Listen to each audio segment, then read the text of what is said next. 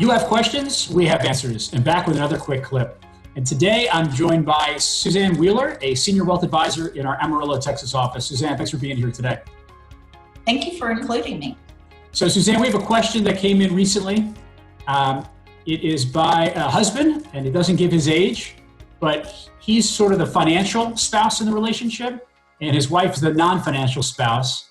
And he's at the point where I believe he's getting older, and he's concerned that his wife really wouldn't know what to do, where to turn as it relates to their finances if he's no longer around. So, I'm sure you've seen this situation before. I think it's sort of common.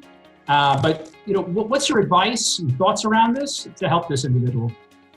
It is a very common situation, and I think it's as we are building careers and raising children, you have to divide and conquer as far as what goes on in the household. And so, when there is more time, we forget about engaging the other spouse. And so I think it's very important. I mean, Brian, you do it with your household. I know you've talked about, you have the fire drill, right? And it's an annual basis, and I feel like it's on Christmas or New Year's Eve or something, but which is a kind of an odd time, but not surprising for you. But, it's a wonderful thing to do because you never know when this situation is going to come up that you have to step in and be the decision maker. And so I think it's nice to engage the spouse, whether it's the husband or the wife, whoever's not engaged, and at least have them commit to a one meeting so they can get to know the advisor and create their own relationship and know where the accounts are held, know who's managing, what properties you have. And what I always say is, don't sign something that you don't know about. You need to know about that property.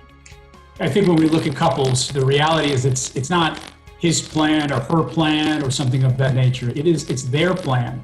Sure. And so even if there's a non-financial spouse that's, again, not interested in understanding A, B, and C, at the same time, they can't have their head in the sand, and they really need to know, at a minimum, some of the information that's there, where to turn, and have at least a high-level idea of what the plan actually is. And I know that you do something a bit unique in your own practice when working with that non-financial spouse. You want to comment on that? Sure. A lot of times I find that it's helpful if you have separate meetings, because maybe some of the questions aren't asked that need to be asked because somebody feels like it sounds like a stupid question, which I hate when they say that, because what if I don't know the answer? But I prepare a glossary for that non-engaged person, and I try to meet with them on an individual basis to hear what their concerns are. Do they know where their documents are? Do they know what the plan looks like? And some of that is visual. Not everybody, looks at numbers and knows what they need. Sure. But what's the flow? What would happen if something happened to my husband? Who should I call first? What documents do I need? And what does that do to our plan? So having that knowledge really helps. Suzanne, that's great. I mean, communication is obviously critical.